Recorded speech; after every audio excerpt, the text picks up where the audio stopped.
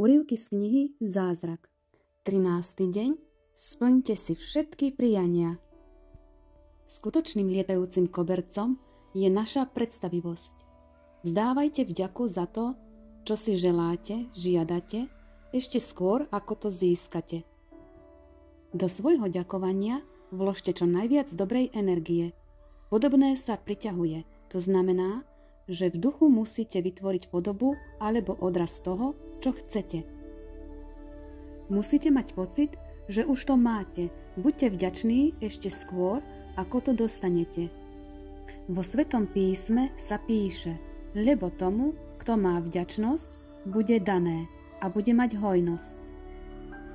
Laicky povedané, kto má vďačnosť teraz, bude mu dané v budúcnosti a bude mať hojnosť. Vďačnosť sa nevyjadruje iba potom, až keď sa stane niečo dobré, ale musíte byť vďační pred uskutočnením a aj potom. Keď ste vďační vopred, vytvorte si obraz, že je to už splnené a aj sa tak cítite. Ak si uchováte tento obraz a pocit, vaša túžba sa zázračne splní. Musíte veriť a dôverovať. Teraz si vyberte 10 najdôležitejších prianí v rôznych oblastiach života.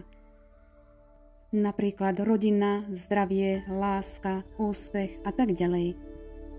Alebo si vyberte priania v jednej oblasti, v ktorej chcete docieliť skutočnú zmenu.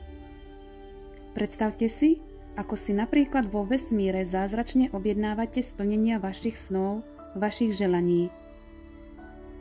Uplatňovaním zákona príťažlivosti robíte presne toto. Napíšte si 10 želaní a predstavujte si, ako by sa už splnili. Pred každým prianím napíšte 3-krát ďakujem a napíšte za aké želanie ďakujete. Prečo sa 3-krát ďakujeme? 3 je číslo symbolizujúce všetko novostvorené vo vesmíre. Každú jednu vďačnosť naplňte predstavivosťou spolu s emóciami a s 5 zmyslami. Pri predstave o vašom splnenom prianí, komu ste ako prvému oznámili vašu dobrú správu? A čo ste urobili po splnení vášho priania? Potom si znovu prečítajte všetkých 10 prianí. Môžete si vytvoriť aj vizuálnu nástenku.